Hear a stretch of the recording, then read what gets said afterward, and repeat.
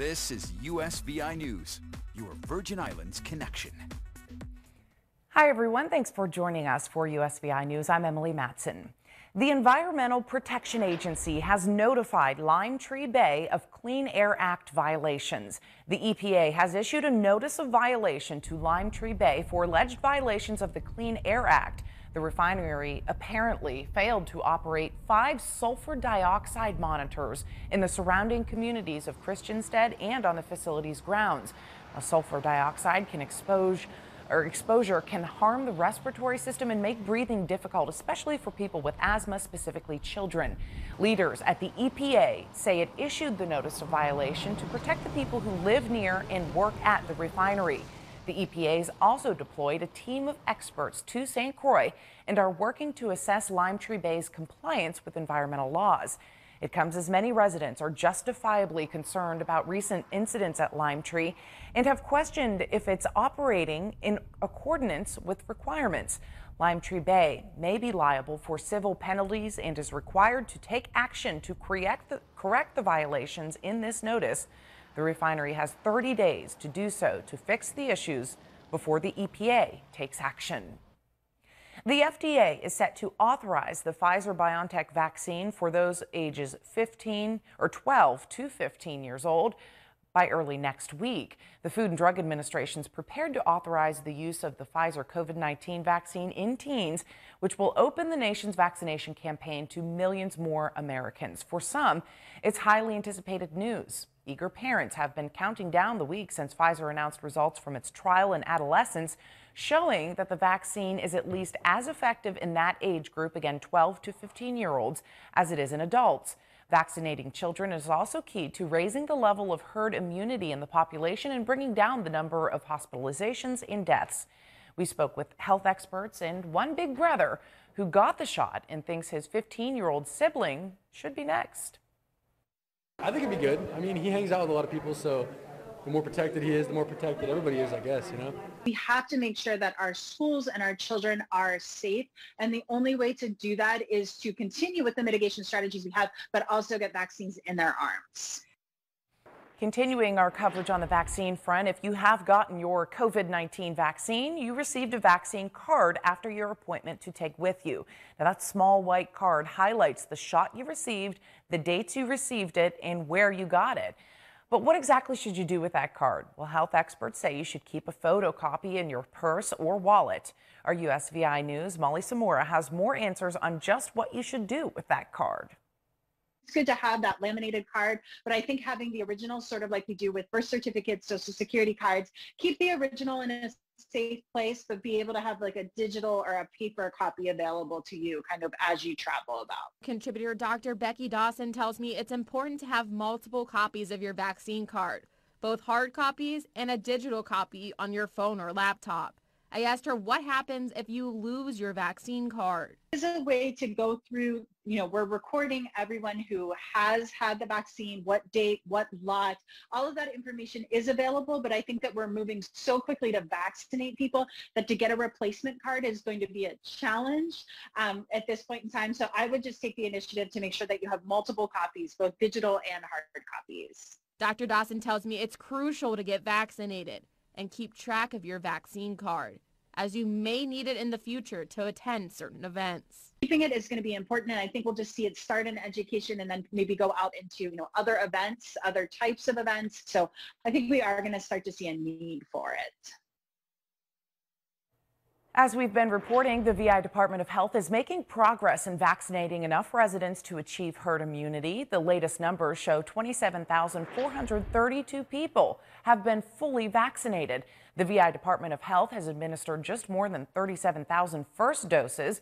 In all, they've put more than 64,000 vaccines, 94% of which are Virgin Island residents. They have put that many shots in arms so far. Now, across the nation, though, 147 million people have received at least one dose of the vaccine. The 7-day average of hospitalizations has dropped. But will the United States ever reach herd immunity? While we've had them for quite some time in the VI, vaccination clinics are popping up all over the nation, too, now, with more than enough vaccines to go around. But despite efforts nationwide, vaccinations are down right now, 24%. So with more states opening up and thousands of Americans refusing to get vaccinated, experts concede the nation may never achieve herd immunity. Those who have been infected but not vaccinated may have some protection, but is it enough? New COVID infections are down nearly 30%, but variants are crippling states like Oregon. The virus still a threat as vaccinations slow and the nation races to reopen. VI Government House is urging people to get the shot. It's available to anybody right now, 16 years old or older. We'll expect to see more tourists here in the VI after more than a year of limited travel or no travel at all. A record number of people are now gearing up to go on vacation. In fact, the U.S. set a new record for air travel since the start of the pandemic, with nearly 1.7 million people screened at U.S. airport checkpoints just this past Sunday. That's the highest number since March of last year. And now the demand is raising prices, whether you're traveling on the roads or in the skies. With COVID-19 cases down in much of the U.S., that travel boom experts have been predicting is here. And it's not even summer yet. A record number of people are driving and flying places. As more and more Americans get vaccinated, there's just a larger consumer confidence in terms of travel, and we're seeing that already. And gas prices are soaring. Monday's national average for a gallon of gasoline is $2.90. According to AAA, that's up 1 cent from last week. For comparison, 1 year ago, the price was $1.78. It's still different, right? We're still traveling with masks. We're still traveling with hand sanitizer, cleaning supplies, calling ahead to understand if there are restrictions in place. But when it comes to the volume of people traveling, that's definitely going to feel more normal than we have seen in the past year.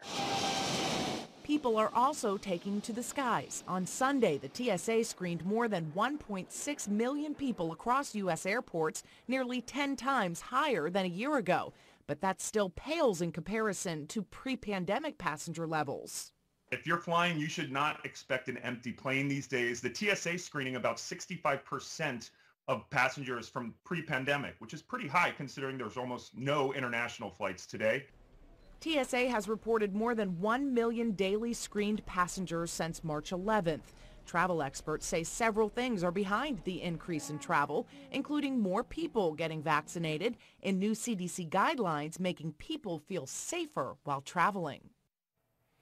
Last month, the CDC said fully vaccinated people can travel safely, so the TSA is preparing for a big increase in travel during the summer months. In February, the agency announced it was looking to hire 6,000 new officers by this summer. In other health news, melanoma is the most serious form of skin cancer, accounting for only about 1% of skin cancers, but causes the majority of skin cancer deaths. And raising awareness is key, especially here in the Virgin Islands, where the sun shines brightly year-round. And in terms of race, just because you're black doesn't mean you're immune to the deadly disease. Elise Preston has more on how to protect yourself. Yvonne Basil was diagnosed with melanoma on her pinky toe 5 years ago. She was completely surprised. Because you're black, was that kind of the root of some of your shock? Yes. And funny you should say that, because that went through my mind. I'm thinking, people don't get melanoma. It's a common misconception, but people of all skin tones get skin cancer, with melanoma being one of the deadliest forms. Dr. Samal Desai with the American Academy of Dermatology says performing self-exams is important. Look for spots on your skin.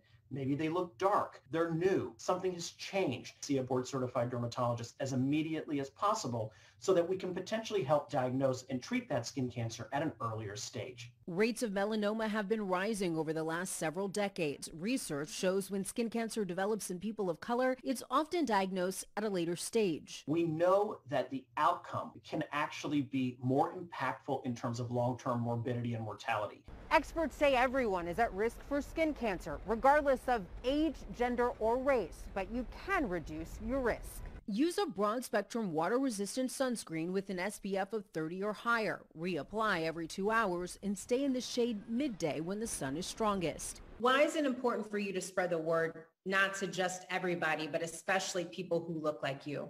As African Americans, sometimes we have that fear of, saying, oh, no, if I go to the doctor, I'm going to find out something's going to be bad. this is serious. Doctors had to remove Yvonne's toe. She remains cancer-free and protects herself outdoors as best she can. Good to hear she's doing well, and some great advice. Well, most cases of melanoma are attributed to UV exposure, which is why prevention is critical. It's estimated 1 in 5 Americans will develop skin cancer in their lifetime.